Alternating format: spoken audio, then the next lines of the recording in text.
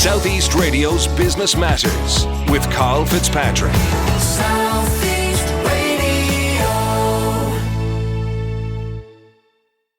Well, while they may have pipped us in the Six Nations last weekend, Margot Slattery, the president of the France-Ireland Chamber of Commerce, believes that France can become an important trade ally for Southeast-based businesses, even providing them with a gateway into other international territories. Margot, perhaps you might start the interview by telling us about your background in business. Thank you, Carl. Delighted to be here and great to have the opportunity to chat with you. Sure. Well, I think for a girl from Limerick, it was a long way to the French Chamber, but I suppose very short, concise sort of story. I work for Sodexo, a French company. I've worked for them for nearly 30 years, and over the last number of years, I've led the company in Ireland. I've moved on to a different role now within Sodexo, but when I was leading the company in Ireland and I was the CEO, we needed to kind of really enhance what we were doing with other French companies and have that ecosystem and connect. And I joined the French Chamber probably about, I suppose, 7-8 years ago now, and found it an amazing experience to build out and to connect and to further our own business aims.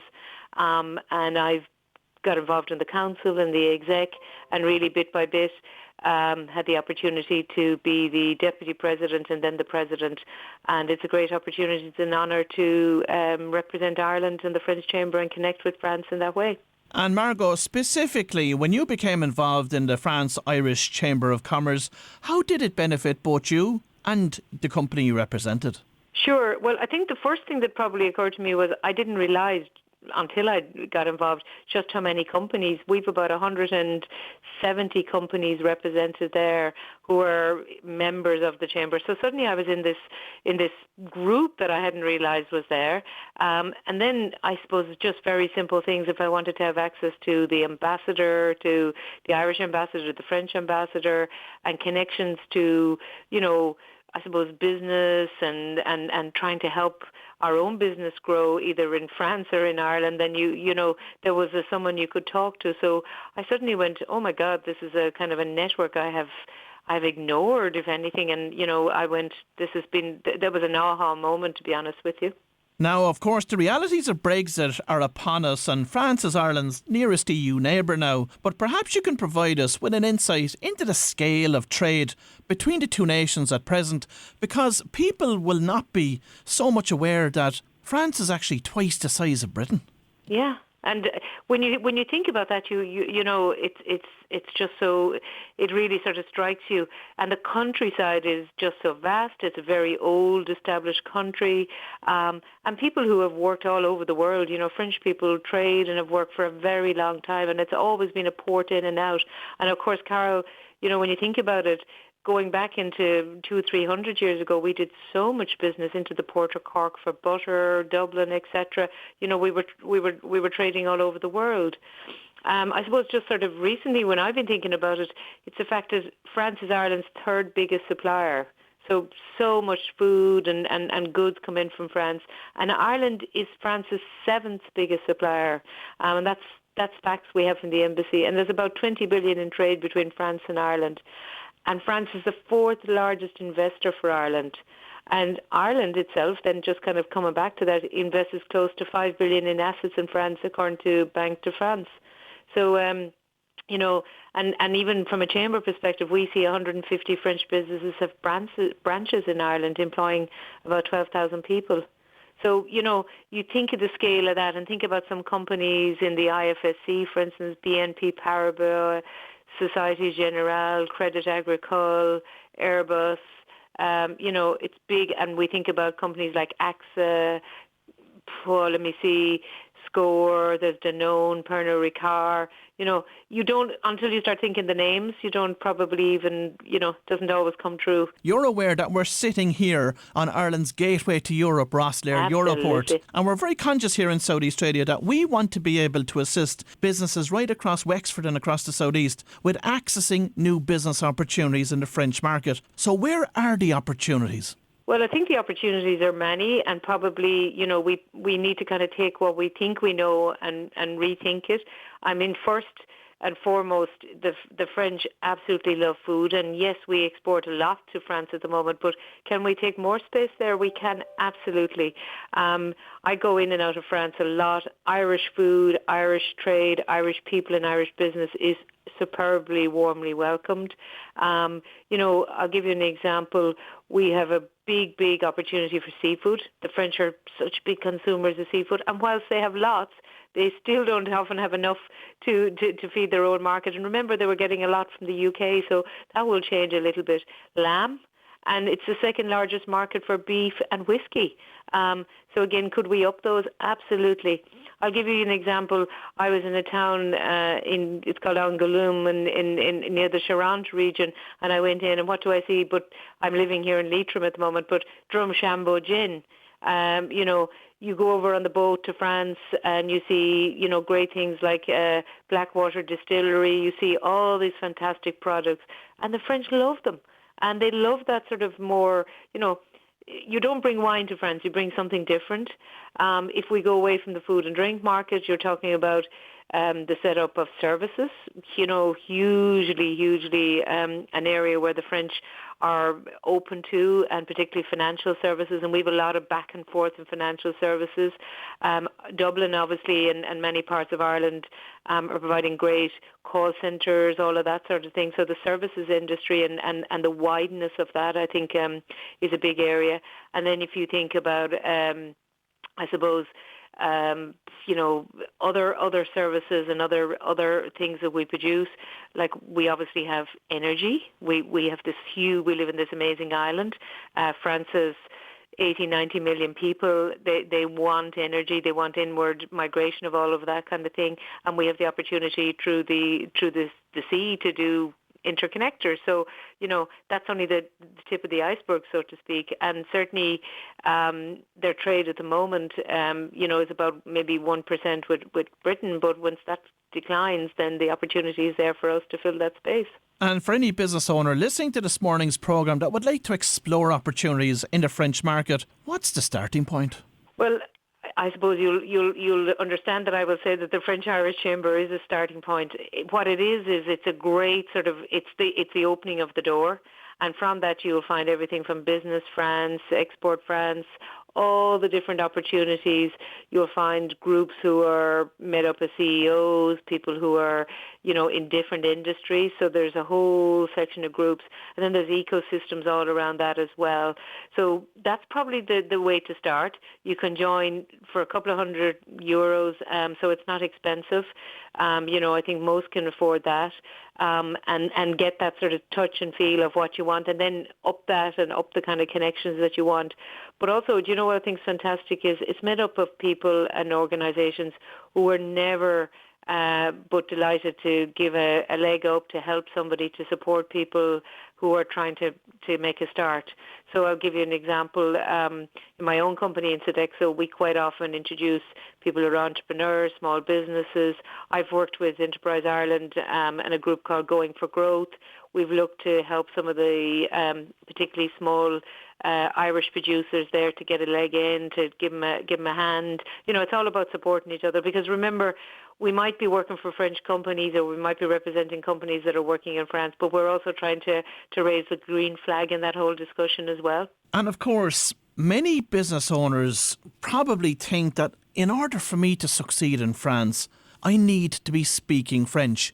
How much of a barrier to success is that on the ground, Margot?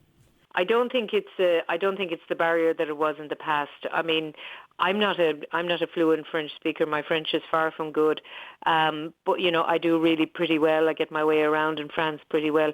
I think, like every other European nation, what you'll see now, and it's a bit like Irish people of a certain age, people have done languages in school. Business language is quite often for a lot of companies in France is actually English. So for our own company, if I go to our offices in Paris, English is the spoken business language, and most people will speak that well. Even when you're in rural France, you can find your way around that, and people are also very supportive of trying to kind of help you. So, it comes from a point of view of everyone trying to kind of say, how can I help you to do that? And maybe, I suppose, because the French have been very connected with the UK, and remember the UK, there was once upon a time the UK were very prevalent. If I look at, particularly Angoulême, and we go way back hundreds of years, then English is quite a spoken language, and there's a huge amount of British people who live in France. So again, you have that language barrier broken, I think, and I think people shouldn't be put off by it. And again, the Chamber and various other organisations from Enterprise Ireland, IDA, all the embassies and that sort of thing will go out of their way to be helpful. And for businesses that want to access the market directly and sell directly into France, how important is it to actually make that investment of taking on somebody on the ground in France to develop that business for you? I think it's important. The French, like the Ireland, I suppose, there's a very Celtic sort of feel to things. People are very relational. People like to meet somebody. Of course, at the moment, it's all a different world. But, when we're out of and hopefully, moved away from this COVID times, then it's important to, go meet somebody in person, have a connection. Maybe, you might meet somebody for dinner or whatever it is, but be able to build on a relationship. I think doing it from afar is much harder. And, like ourselves, there's a trust that comes from having looked somebody in the eye and had a sense of these people can deliver for me. And the French are very like ourselves in that if they make a deal with you or they want to work with you, then it's very much honoured and appreciated. But, if you break that trust, then, it's a relationship lost. And if you have that one-to-one connection, then I think it's vital. And for businesses that operate through distributors or licensees or agents, how easy is it to navigate their way around the French market to appoint them?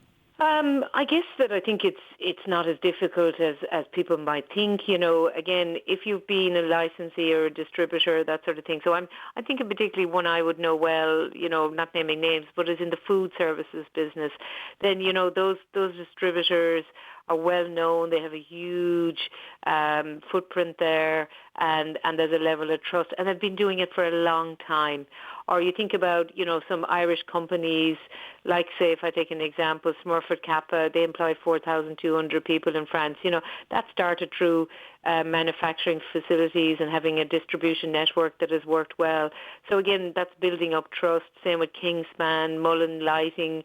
It's all about sort of building that trust over a period of time. Like my own organisation, Sodexo, we employ about 420,000 people in the world, and it used to be about 470.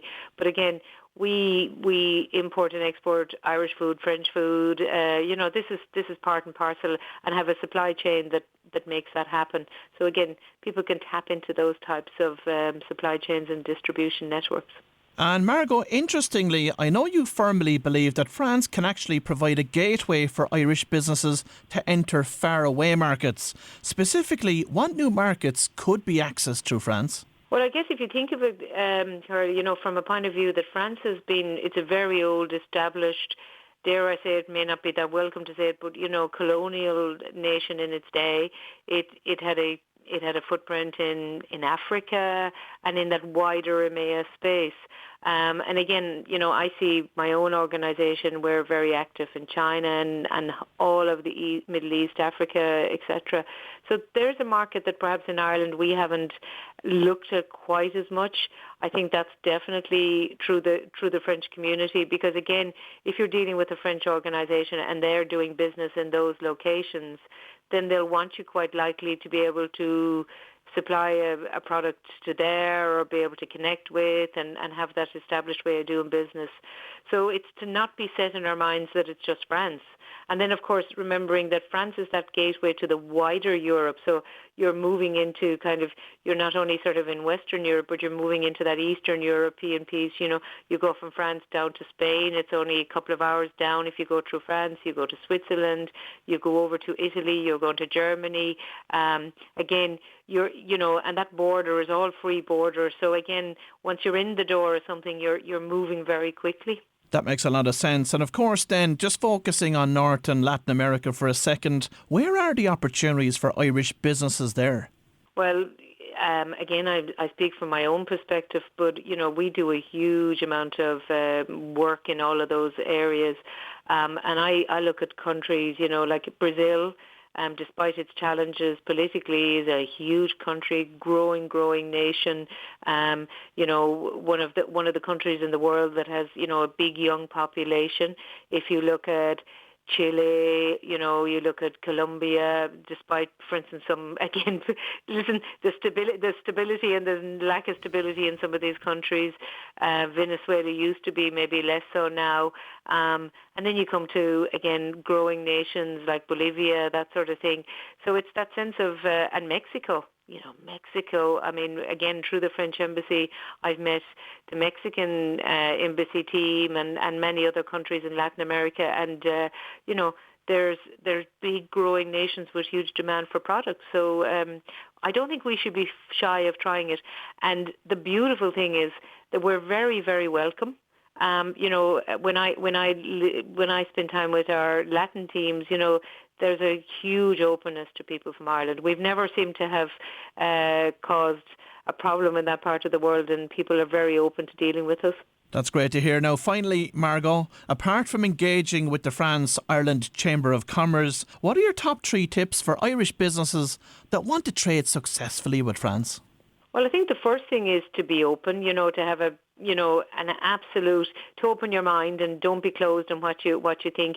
Don't be set by stereotypes, don't kind of the French are this or the French are that, because you know what, that's rubbish really. I think be tech aware. The French have become very, very technologically sound, and French people are hugely into technology.